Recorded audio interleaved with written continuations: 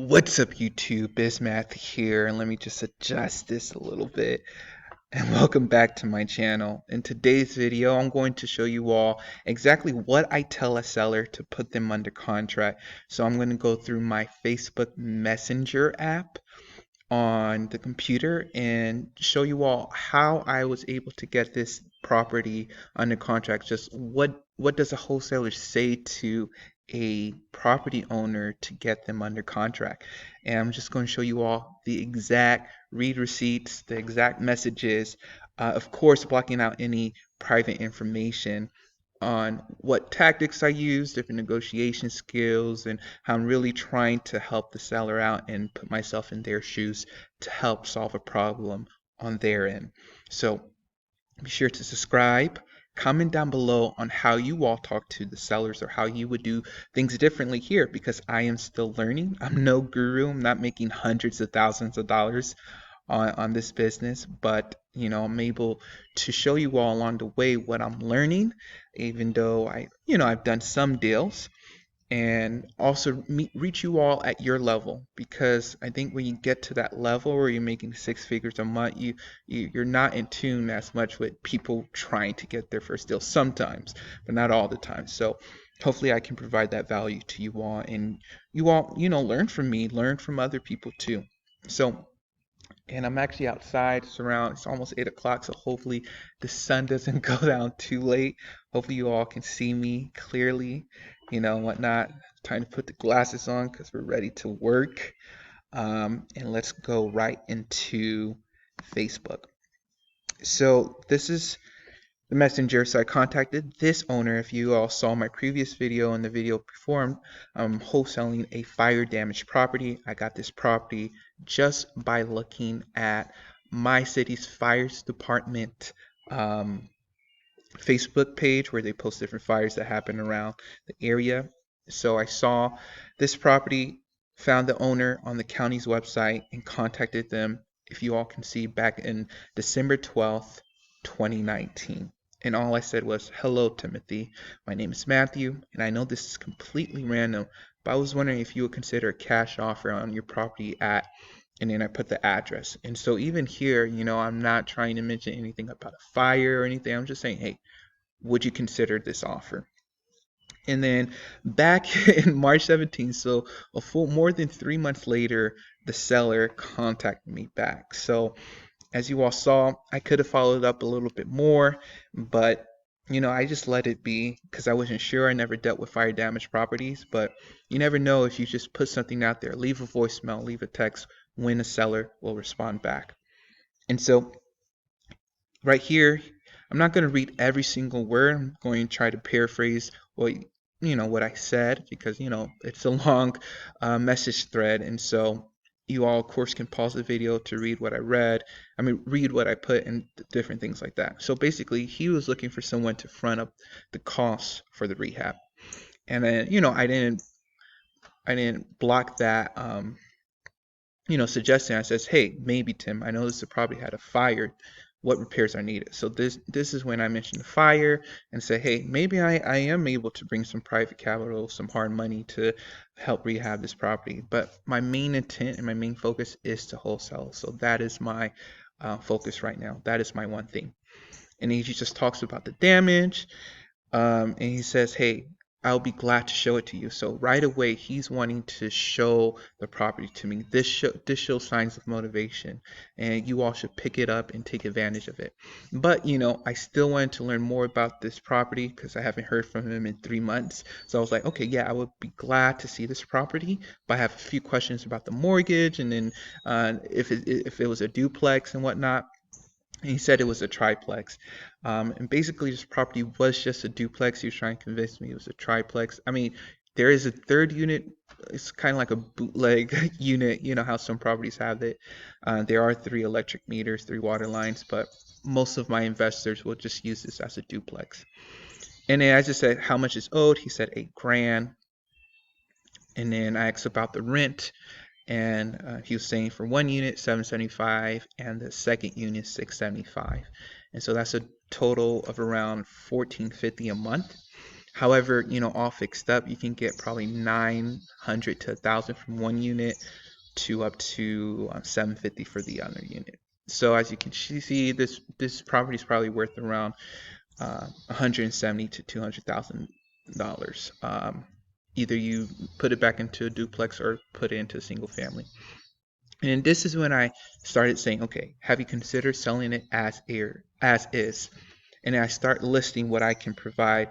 And instead of listing what I can provide, I'm putting it myself in an issue like, what can I take away from you? What stress from this property I can take away from you? And I just start listing it. Hey, let's say you don't have to worry about rehab, repairs, construction time, listing it, commission fees. Is there a cash amount you would take right now? And he didn't mention a price, but he says, hey, I'm willing to take an offer if it's a good price. And then different things like that. And then I just start talking about, maybe after the rehab, if we go in partnership with this rehab, we'll split the profit. So either way, you might end up getting the same amount as if you just sold it right now to me. So I was just trying to convince him um, about that. And then again, I asked him, what would that number be? And then he said, you tell me what you could do, would be glad to show you. So he's playing the game right. He knows what to do. He knows that he wants me to say the price first. So I understand. I keep on trying to say, you know, how much would you take, different things like that, but he's not budging. So I just schedule a appointment because there is motivation here. And yeah, we just scheduled a time at 4:30 on March 19th. And then at the appointment, I offered him $40,000 for the property. And the property's, like I said, it's probably worth 180 to 200, I would say. And then he says, hey, hello, Matthew. It was really nice meeting you, and I have considered your offer. However, I can't sell it at your current offer.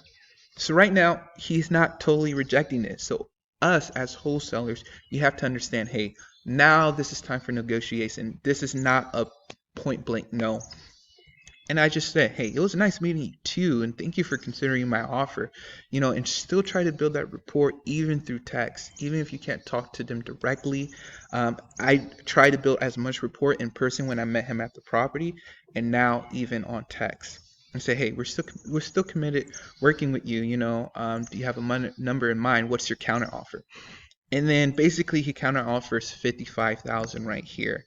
But then he lists, the different things that you can do with the property. He was really trying to convince me, hey, triplex, this is what you can get. I feel like this is worth this much. I was like, hey, thank you for getting back with me. So never accept like their first initial offer or their first initial counter offer. Always go back with them and says, hey, thank you for getting back with me. Because of the fire damage, investors, I can't do 55. And then I said, let's do 48.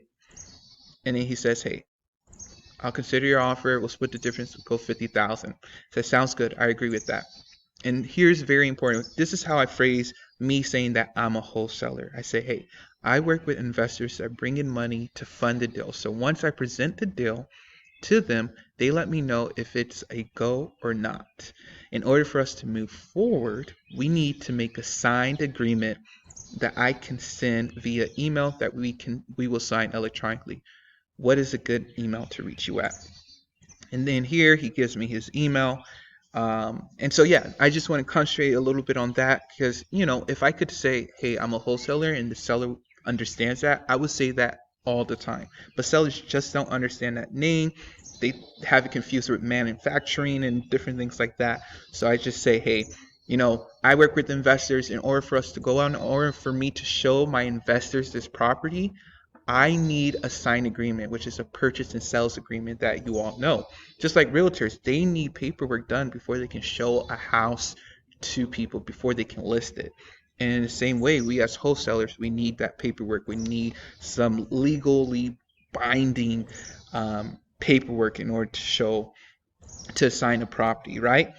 And so he gives me an email, and then, I get access, keys, different things like that.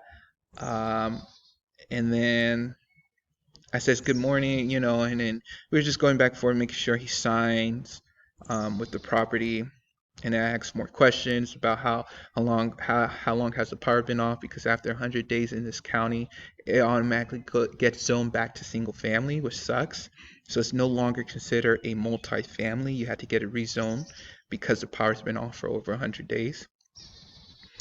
And then I check up, I give him updates. I say, hey, I'm letting my investors know about the property. That's when I'm doing email lists, putting it on Facebook, telling different investors about it. I will keep you updated on the process. And then he messaged me a week later, say, hey, are we moving forward? And so I said, hey, I'll give you a definite answer by the end of this week.